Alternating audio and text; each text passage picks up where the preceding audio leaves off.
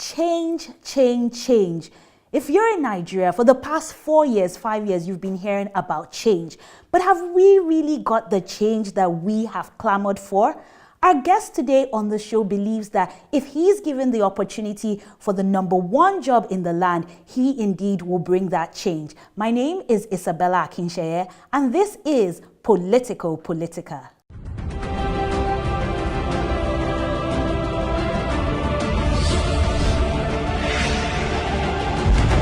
Politico Politica with Isabella Akinseye. You're tuned in to Politico Politica with me, your host, Isabella Akinseye. Let's meet our guest. He is the CEO of www.afrizonmart.com, an e-commerce and outlet store for only made in Africa. He was at the African Union as Senior Technical Advisor, Global Partnerships and Program Implementation between 2008 and 2013, during which he conceptualized, established, resourced, and operationalized the African Union Young Professionals Program and Youth Volunteer Corps, and organized the landmark African Union Summit of Heads of States and Government on the theme of Youth Empowerment and Development in 2011. Prior to the African Union, he worked as Regional Youth Specialist in the Office of the UNFPA Representative to the UNECA at the African Union and RECS between 2006 and 2008, during which he managed the role of UNFPA as Youth Lead of the Joint AU-UN Regional Coordination Mechanism. He's worked and traveled extensively around the world, from Australia to Latin America, the United States of America, Europe, and more than 60% of African countries. He is the presidential candidate for the Change Nigeria Party. He is Emmanuel Etim. Emmanuel, welcome to Politico Politica. Thank you, Isabella. So today we're talking about nation building. How will you define nation building? I think for me, for you to build a nation, you need the people. And so without the people, there's no nation. And yet, we keep talking about, that Nigeria is a nation that has to be built. Let's build the people first. So for me, nation building is building the people that become a nation. Okay, so how will you rate Nigeria? I mean, on the 1st of October 2018, we turned 58 years. How would you rate the work of past leaders in the area of nation building? Well, the truth is, if you look at Nigeria's history from 1940s, especially from 1957 to date, they haven't built a nation. They've only tried to manage the corporate existence of what we call Nigeria for their benefit and interest. And when it seemed not to go the interest they wanted, and they wanted to separate. So the past leaders, to be frank, if you look at our history very well, have not built a nation, or a nation state as it would be called, because a nation is an individual that is a progenitor of a people, is a nation. So in Nigeria, we can say we have many nations, but what you're actually referring to is a nation state, yeah? And that has not been built yet. So what's the role of leaders in nation building and making Nigeria this nation state? There are leaders everywhere. Everybody's a leader. You're a leader in your community, in your household, your group of friends, as a corporate entity, as a business. Leadership exists at all levels. But let's look at elected leaders. So elected leaders, or leaders who choose to represent the interests of the people that they belong to, or the people that they represent. That's the leadership that has come vision. So the role of this leadership should be coming up with a vision, a corporate vision, a vision we all can unite towards, which is where are we going, where do we want to be, what kind of nation state do you want to be, what kind of people do you want to evolve into. That has been absent. And you can't actually have that in a country like Nigeria yet, because the coming together of Nigeria was not with vision. The vision that brought Nigeria together was a vision of the British, the colonials, to serve an interest where Nigeria remains a resource base for raw materials. That's the vision that brought Nigeria together. So you've said leaders have a role to play, but what about the electorate? So the electorate are leaders themselves, because they are choosing, I'll call it sometimes first amongst equal. So the role of the electorate is to determine the vision they want to have, or the vision they want to aspire behind, and then identify who has the capacity to unite them behind that vision. So the electorate, they want to set the vision, not the leaders. And that's why we have a problem today. We say, what vision do you have? No, it is the vision we have as the citizens. And then we push somebody forward, who will carry that vision forward or pay the price to help us maintain that path of the vision. What happens when we disagree with that vision? Well, if we disagree, the vision means we redefine what the vision is. Because the vision is personal, the vision is shared. isn't it? So when the vision is shared, if there's an issue with that vision, we disagree, then we have to go back to the drawing board and redefine the vision or define our value and interest in that corporate vision. So moving forward, what are the practical steps we can take beyond the rhetoric of building the nation state of Nigeria? Your question is a bit dicey because you're saying practical steps. One probably because practical vision step. is something very intangible. You can see the vision in your imagination and see a Nigeria that's free for all. Another person's vision might be very diverse. So I'm saying moving forward, what can we do as leaders, be it elected or the electorate? But that's what I'm saying. We have to set the vision first. We don't have the Nigerian vision. What we have is the Nigerian state that serves the vision of the colonial masters. That's what brought Nigeria together. So what you have today as Nigeria, as a country, is not yet a country of people who came together behind the vision. Either the vision of being together, the vision of becoming the biggest country in the richest country in Africa or in the world, or a vision of having the best skilled individuals, the best professionals. We don't have any of that yet. So what's your vision?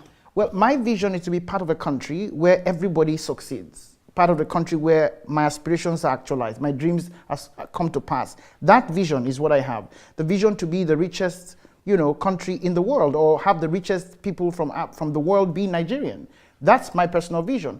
But everybody needs to come together to have that vision. The vision that everybody who wants unemployment can have one. A woman doesn't have to die because she's pregnant.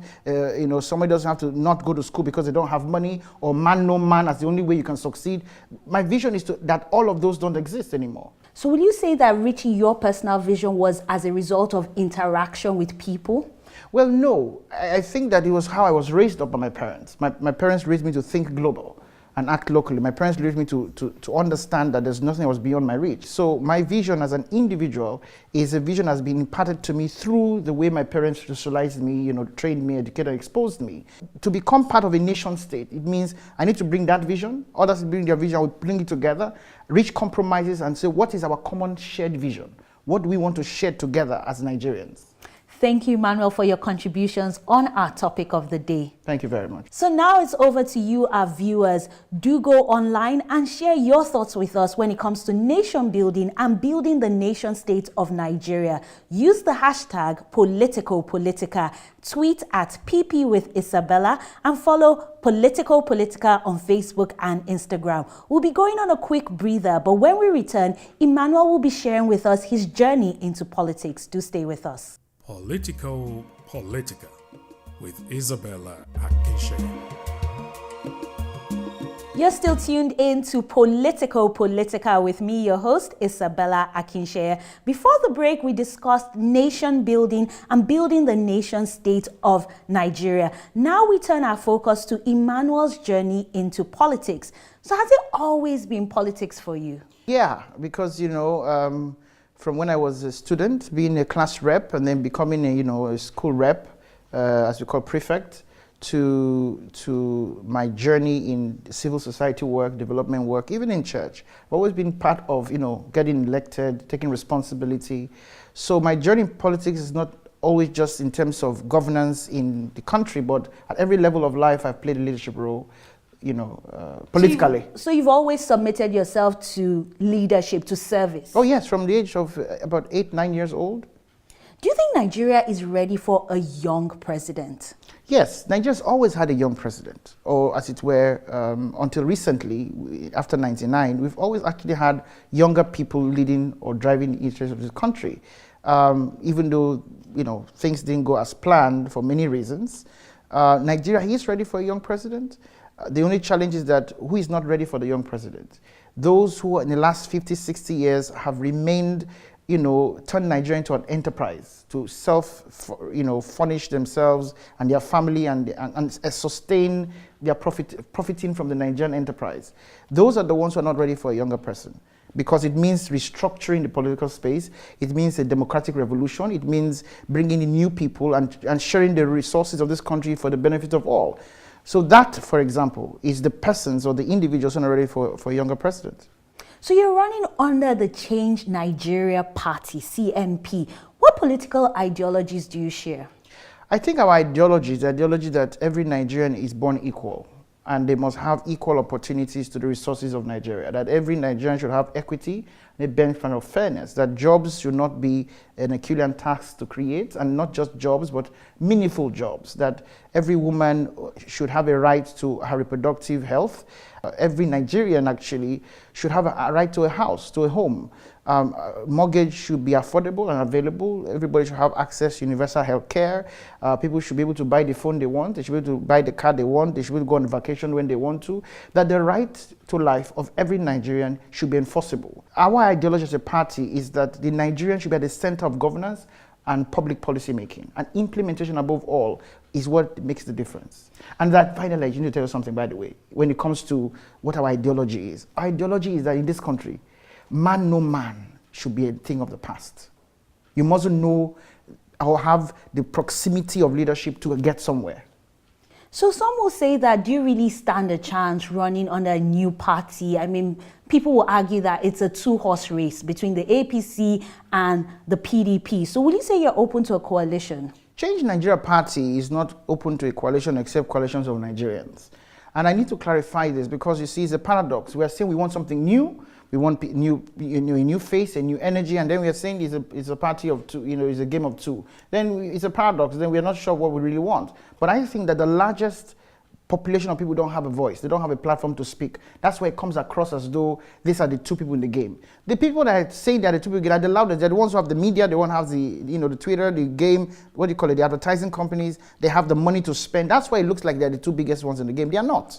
The heartbeat of the nation is changing. So do you think the structures are there in your party to ensure victory at the polls? People keep saying structure, structure, structure. What is structure? Structure is people. Structure is the demographic prevalence in terms of who will vote, and what who they want to vote for. That's the structure, my sister. Are you present in every state of the federation? Everywhere there is a Nigerian, Change Nigeria Party is there. That's it. Because, listen, everywhere there's a Nigerian who says, I won't change. Every day where there's a Nigerian young person who doesn't have a job. Everywhere there's a Nigerian who is having difficulty to pay for hospital bills. Or somebody is dying because they get pregnant as a woman. Or there's somebody who cannot afford to pay for school fees. Or cannot afford a home. There's a fisherman somewhere who is struggling and suffering in poverty. That is the structure of the party. Those are our electorate. Those are people that are going to vote for us. So don't you see that we actually have structures everywhere? Well, you're going to tell me more about your plans for Nigeria on our Project Nigeria segment, which is coming up very shortly. Thank you. We'll be taking a quick break on Politico Politica, but don't go anywhere because it promises to be an engaging discussion on our Project Nigeria segment coming up after this break. Welcome back to Politico Politica with me, your host, Isabella Akinseye. Before the break, we got an insight into our guest, Emmanuel's journey into politics. But now we give him a chance to really share his ideas, his big plans for the nation of Nigeria should he be voted into power come 2019. So Nigeria as it stands, what would you say are the biggest challenges we're facing? I think for me, first, the biggest challenge we're facing here is lack of implementation of people-centered public policies. That's one. Number two, the lack of ensuring that the people, what Nigerians can do is the basis of our budgeting, of our national budgets.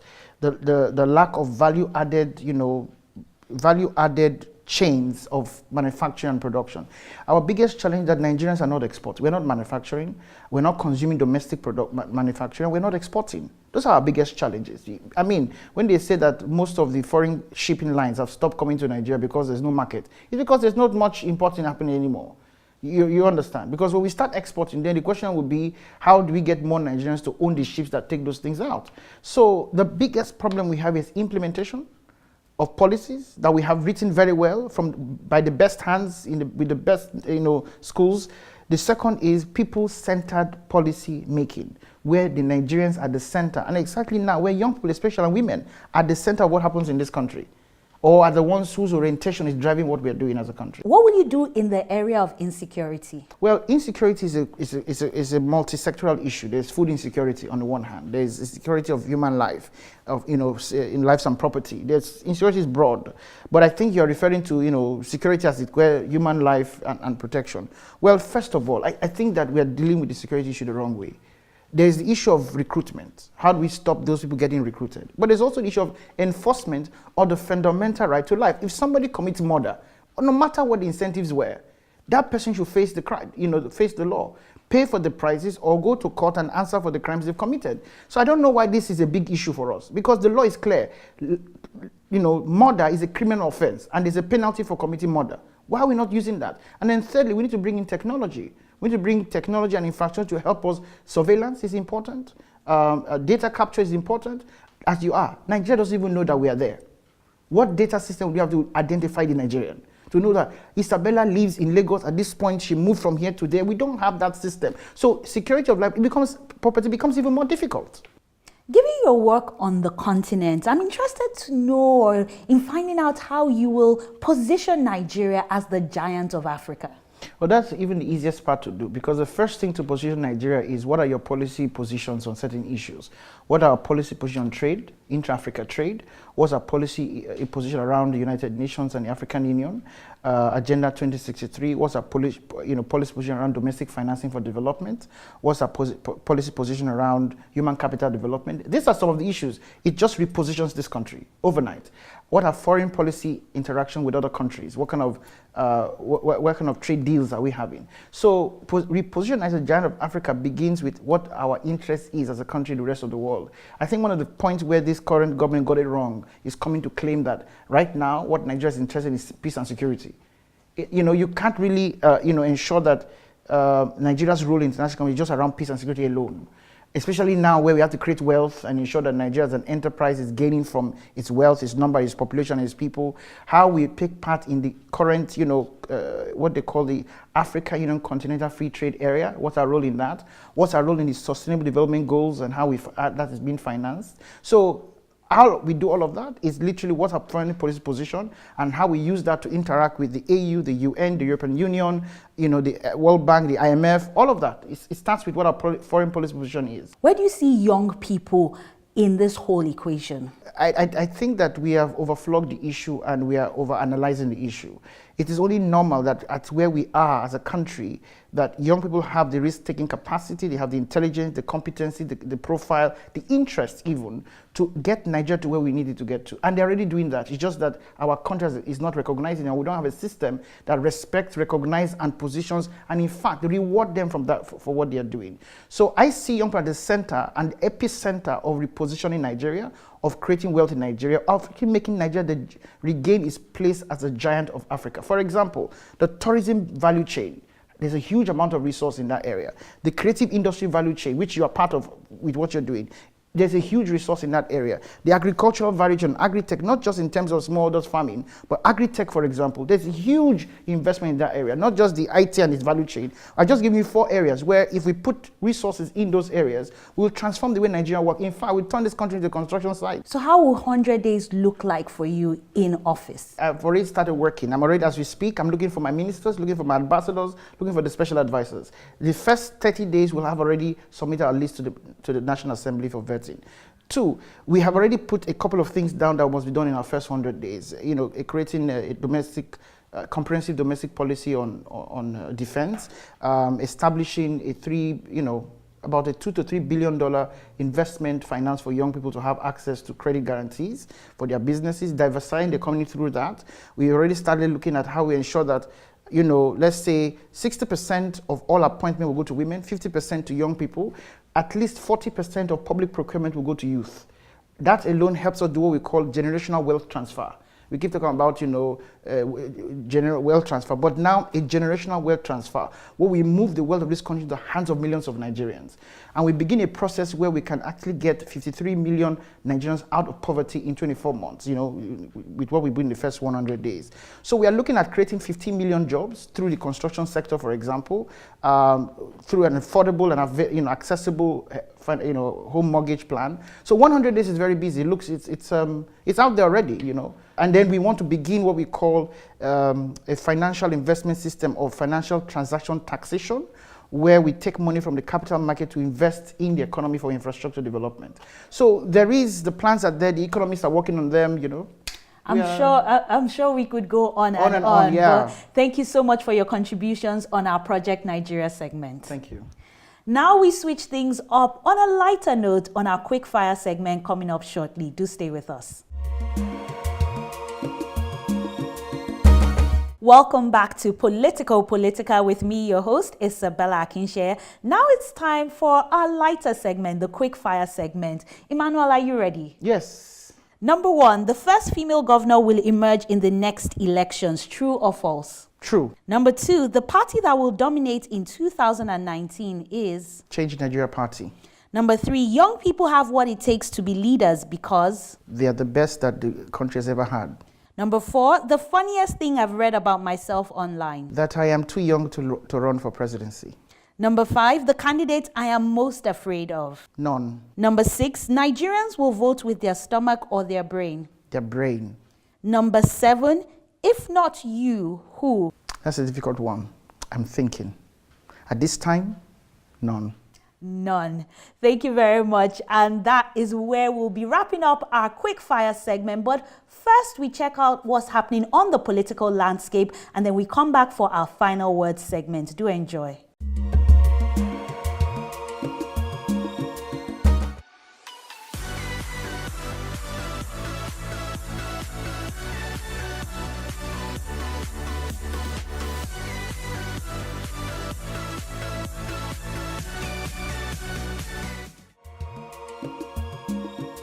Welcome back to Politico Politica with me, your host, Isabella Akinseye. Now we round off the show with our final word segment. So this segment is basically you having the final words. Imagine your last breath or being strapped to an oxygen tank and you take this really deep breath. I want you to face your camera and give a charge. Nigerians, we've never had it so possible like now. There's never been an opportunity to believe that we can have the Nigeria we want. Don't believe the story where you told you'll waste your votes. You're not going to waste your votes. Stand for the change you believe in. It is possible. We can do it together. One for all for one. I'm in this race for you and I believe that if you take the right decision, we will change Nigeria. And that's where we'll be ending today's episode of Politico Politica. But I'm Isabella Akinseye, reminding you that politics is not just for the old, the young, it's for everyone. So play a part and stay woke.